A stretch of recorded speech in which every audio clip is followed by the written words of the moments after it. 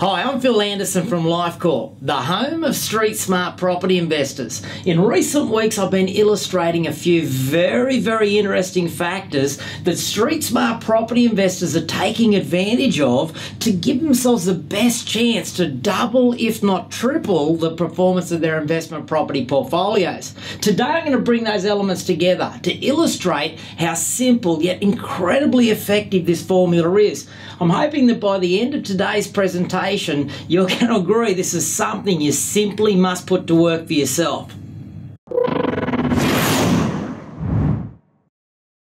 Okay, so let's bring all of these really interesting elements together to illustrate what I think will really get you very excited. Let's start with the property cycles and how the average investor buys property. Now, you've noticed through the recent videos that I've brought a lot of attention towards how property cycles work. Most cycles around Australia follow a very similar characteristic, where about 2/3 of a cycle, not much happens. 1/3 of the cycle, typically, what I've noticed is that most of the growth happens in this period of time. The capital growth that we experience is very much intensified, and it certainly becomes very commonly a 2/3, 1/3 scenario.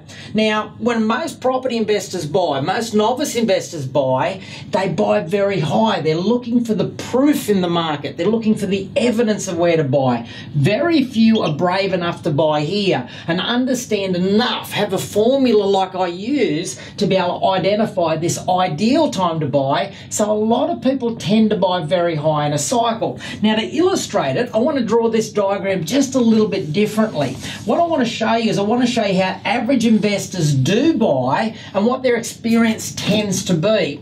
If we drew the line out like so, and we notice that most investors buy very early in a cycle, let's say they buy here, and if a property cycle looked a little bit like this, instead of looking at the 2/3, 1/3, I'm going to give the novice investor a little bit of help.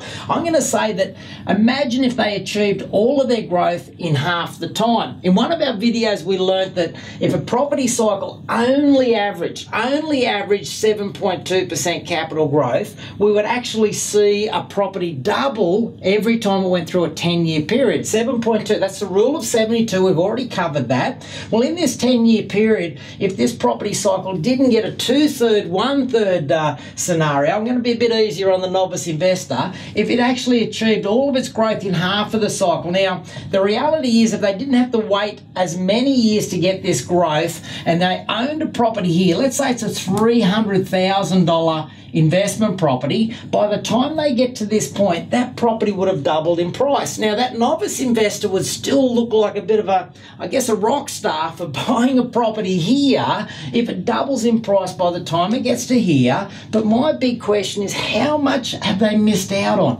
How many opportunities haven't they been able to take advantage of because of the fact that this particular property sat and didn't do anything for a whole, number of years, half of the cycle? Now, I want to change this around as well. I'm going to say that maybe this investor has a number of years until they want to retire. Maybe a 45-year-old investor. So let's use the number of 15 years until retirement. 15 years until retirement. So this line would actually extend out a little bit further, giving this particular property 5 more years to come to maturity. Now, obviously, if they bought the property where most novice investors buy, they're not going to get any growth through some period. Then they're going to get all the growth. We've gone for half and half rather than 2/3, 1/3 to give them a little bit more advantage, but then there'd be no growth again for some period of time. Now, this $300,000 property would, of course, have doubled by here if it did experience 7.2% average capital growth. We learnt that in the rule of 72, but then it'd have a flat period again. All property markets are going to do it, but in this case, they're going to be their experience. Now, the reality, by getting to the end of this scenario, that property would, of course, have doubled in price through here, but then flattened out again. So the price of this property, or the value of this property, is likely to be about $700,000. Now, given duplication, which we learned on the last video, this particular novice investor could also use this growth through here to buy another property. In this case, they'd be able to buy a property about here, and we'll use the same, the same scenarios as we build it the way that I would like to see it. So basically, they would experience a 5-year period if they followed the same habits of buying it high in a market, having a long flat period before they experience growth. They could potentially hold that property and not see any growth. So by the end of this period, at 60 years of age, and given that this one property has performed, this may still be an acceptable scenario. They may be quite happy with this. But at 60 years of age, hitting retirement perhaps, their portfolio at this stage would be worth $900,000. So $900,000, and it's a scenario that's very familiar to a lot of property investors. A little bit of success, some success that hasn't come as yet, and it may come further down the track. Let me give you a better example though. Imagine if we bought this property. We did exactly that. We bought a property that was same value. These people might be on exactly the same wage, same amount of time until retirement, but we followed what we've learned in the last 3 videos, and we bought closer to the growth part of a cycle. Now, over that same 15-year period, this particular cycle would, this particular property, and once again, giving fairness or giving a little bit of advantage back to the novice investor, instead of us getting all the growth in 1/3 of the time, we're going to just use a half-half, a 50-50 split of the capital growth in this property as well, where we get the timing right, but it takes us a half of a cycle to get the property to double in value. Then it has a time off.